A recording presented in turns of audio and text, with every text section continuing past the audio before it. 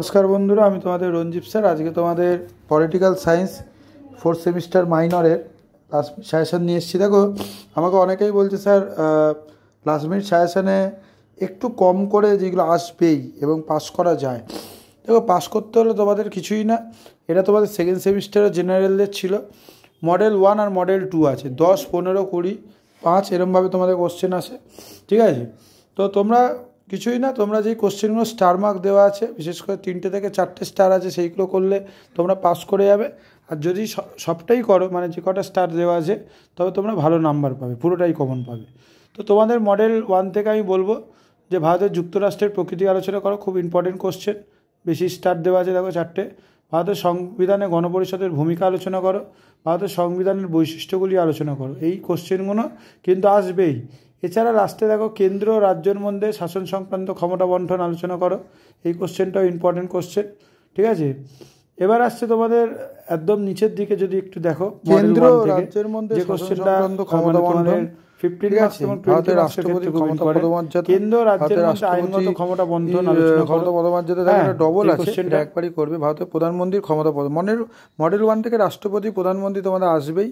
আর প্রথমের যে 3টে কোশ্চেন আছে এবং গণপরিষদের ভূমিকা, এইগুলো করলেই তোমরা মডেল 1 থেকে 100% কমন পেয়ে যাবে। ঠিক আছে, এছাড়া তোমরা যদি এক্সট্রা কোশ্চেন করতে চাও, ভারতের কেন্দ্রীয় মন্ত্রিসভার গঠন, কার্যাবলী, এইগুলো আলোচনা করো। ঠিক আছে, এই কোশ্চেনটা করতে পারো। এই কোশ্চেনগুলোই তোমাদের আসবে। এই কোশ্চেনগুলো তোমরা মডেল 2 থেকে, যেমন মডেল 2 থেকে তোমরা দেখো, ভারতের কেন্দ্রে আইনসভা, পার্লামেন্টের গঠন, কার্যাবলী আলোচনা করো। ঠিক আছে, পার্লামেন্টের কেন্দ্রে সবথেকে বেশি স্টার দেওয়া আছে এটা। তারপর ভারতের কেন্দ্রে রাজ্যের আইনসভা, উচ্চকক্ষ, রাজ্যসভার ক্ষমতা, কার্যাবলী, এই দুটো কোশ্চেন কিন্তু মোস্ট ইম্পর্টেন্ট কোশ্চেন মডেল 2 থেকে। ভারতের লোকসভার গঠন, কার্যাবলী আলোচনা করো, খুব ইম্পর্টেন্ট কোশ্চেন। মডেল 2 থেকে তোমাদের সুপ্রিম কোর্টের গঠন, কার্যাবলীটা তোমরা করে যাবে। ঠিক আছে, আর লোকসভা স্পিকারের ক্ষমতা পদমর্যাদা করে যাবে। এই কোশ্চেনগুলোই তোমরা কিন্তু মডেল 2 থেকে করবে।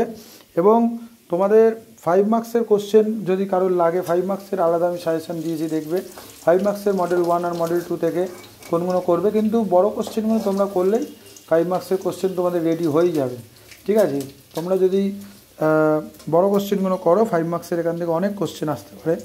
ভারতের কোনো অঙ্গরাজ্যের মুখ্যমন্ত্রী এবং প্রধানমন্ত্রী, এখান থেকে একটা আসবে। অর্থাৎ তোমাদের যে 10, 15 আর 5 এরম করে যে ভাগটা থাকে, সেই ভাগটাই এখানে দেওয়া আছে। ঠিক আছে, মুখ্যমন্ত্রী, প্রধানমন্ত্রী যে কোনো একটা পড়বে লাস্টের থেকে, আর সুপ্রিম কোর্ট পড়বে 3টে, আর স্পিকারের ক্ষমতা টোটাল 5টা মডেল 2 থেকে পড়বে, মডেল 1 থেকে 6টা পড়বে। এই 5, 6, 11টা কোশ্চেন করলেই তোমাদের হয়ে যাবে যদি পাস করতে হয়। এছাড়া তোমাদের সেমিস্টার 4-এর অল সাবজেক্ট সাজেশান আছে এবং তোমাদের 100% কমন পাবে। হিস্ট্রি, ফিলোসফি থেকে আরম্ভ করে বাংলা। কারোর যদি নোটস লাগে, হোয়াটসঅ্যাপে যোগাযোগ করবে। 15 বছরের অভিজ্ঞতায় বলছি, এই কোশ্চেনগুলো করো তোমরা 100% কমন পাবেই পাবে।